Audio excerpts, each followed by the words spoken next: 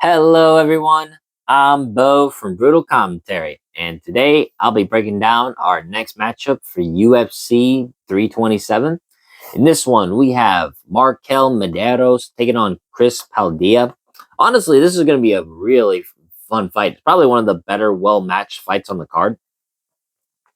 Now, it was originally supposed to be Mederos versus Nassim Solikov, and it is a shame. I was looking forward to that fight too. That would have been a very fantastic battle of strikers, but I don't think we're gonna get anything less in quality and entertainment because I think this is a great fight too.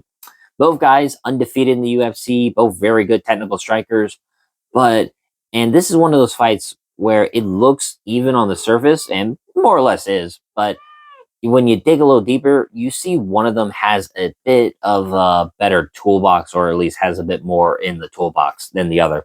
But overall, like I said, it's going to be a good competitive fight for sure. I definitely think it's one of those nip and tuck ones. But with that said, let's look at our two fighters. Starting with Chris Padilla. He's currently 17-6 as a professional, 5-0 in his last five fights. In the UFC, Padilla is currently 4-0, submitting Hamas Lontop, TKO'd Ron Ju with a beautiful elbow that hit him right in the eye. Won a close competitive decision against Jai Herbert, and then most recently, last November, TKO'd Ismail Bonfim in a quite impressive performance, if I will say so. Although I know Padilla was basically everybody's underdog, mine included in that fight as well. For Chris Padilla, he's a smart fighter, very smart, good defensively, good offensively, good game planner as well, and overall just a smart fighter. That's the best way to put Chris Padilla. He's a smart fighter. He studies his opponents and figures out good game plans. Also pretty good defensively, right? I know that's an odd thing to say, but you look at certain MMA fighters, they don't have the best defense. They have great offense, but not great defense. And it feels like Chris Padilla has both, like good offense and good defense. And overall, like I said, just he's a gamer. Best way to put it. Now, looking at MarQuel Mederos, he's currently 11-1 as a professional. He's also 5-0 in his last five fights. For Mederos, in the UFC specifically, he is currently 3-0.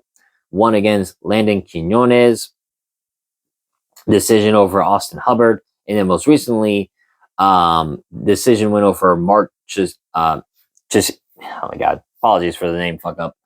Chisinski. That's it. For Mederos, I don't think he's fought better guys than Chris Padilla, but make no mistake, Mederos is a good prospect for the lightweight division. A tall, lanky striker as well. Good, good from range. That Factory X Muay Thai type style. That very good long distance striking. Mederos is pretty well versed so far, and he's 29. He's going to keep getting better. I mean, actually, both guys are relatively in their primes, right? 29 and 30. So overall, this should be a good competitive fight. Now, with that said, let's get down to the breakdown. Starting with MarQuel Mederos, a very clean range-based striker is the best way to put Mederos. Mederos, he's good at fighting long, attacking the calf. Specifically, he's very good at those calf kicks, making opponents miss, and just overall controlling the distance. MarQuel Mederos has a very good reach at 69 inches. And you see it, he's usually the rangier striker than most of his opponents. And so for Mederos, his style is very simple. He's very good at staying safe while still scoring from a distance. And that's not easy to deal with. Now, in terms of like what's given Mederos trouble in the past, like he has a split decision win over Austin Hubbard, it's when opponents can actually close that distance and start to grapple. Because we've seen Mederos in certain bad positions, like opponents getting his back and whatnot, like of Austin Hubbard and Chisinski. So that's not a good sign for Mederos in this matchup. But to his credit, he has solid get-ups and good submission defense, right? He hasn't been caught yet. So for Mederos, he's shown he's not easy to finish, but at the same time, he's also shown that he can lose control time as well. Now, looking at Chris Padilla, he's similar on the feet, but I think a bit more layered. Padilla, he has good strikes from range, but he also has really good close distance striking, especially when he's excuse me, when Padilla, sometimes he has, like I said, he has good close range weapons as well. Like those knees and elbows he has are vicious. But he's also very good at posting with his frame and then collapsing in with an elbow. That's probably the best way to describe Paldia's like multi-range striking. And he's going to have the longer reach in this one at 74 inches, is much more than Mederos. Even though he's a bit shorter at 5'9" to Mederos is 5'10", still though they roughly have the same, I want to say, height and reach. But again, Mederos better, a little taller, but Paldilla longer reach. But the big difference here is Paldilla's grappling. Paldilla, I think he's the better wrestler of the two, the better grappler, and overall just the more well-rounded fighter.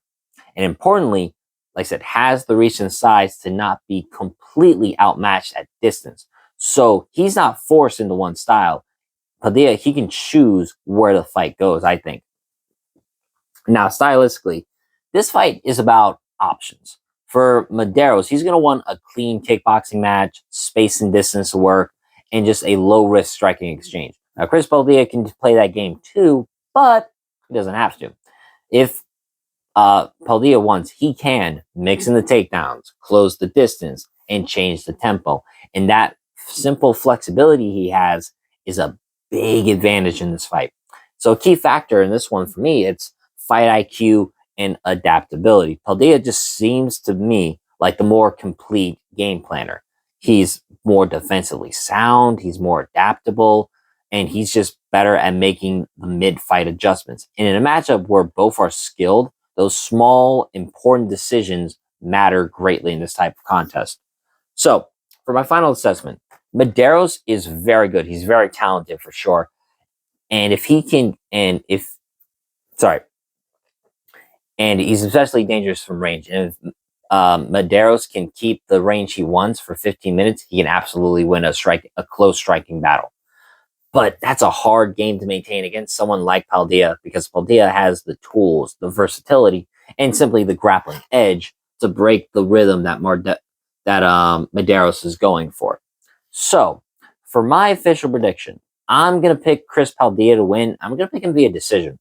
I think he mixes in enough grappling, makes the smarter adjustments, and overall just edges out a competitive fight. This is one of those fights, I think, where the winner might quietly move into the keep your eye on him category. Now, I know a lot of people like Chris Padilla, but I think another good win, especially against someone like MarQuel Mederos, who's, so far undefeated in the UFC like him, I think Padilla would be undeniable at that point for a ranked contender, because he'd be 5-0 in the UFC. So, once again, for my official prediction, I'm going to go Chris Padilla in this one, and I'm going to pick him via decision. But with that being said, that's been my breakdown of this matchup. If you enjoyed this video, like, subscribe, and leave a comment down below on who you think is going to win. But until then, I've been Bo from Brutal Commentary. I thank you all for listening. And remember, stay calm, stay respectful, and enjoy the violence. I'll see y'all next time.